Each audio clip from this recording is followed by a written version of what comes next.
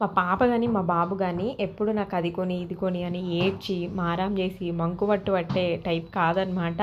So, వాళ్ళే waste అని feel అయిపోతూ ఉంటారు. కాకపోతే నేనే అప్పుడప్పుడు సర్ప్రైజ్‌గా తెప్పిస్తూ ఉంటా. మెయిన్ ఏంటంటే నెక్స్ట్ హోలీ వస్తుంది కదా! మా బాబుకి హోలీ అంటే చాలా ఇష్టం.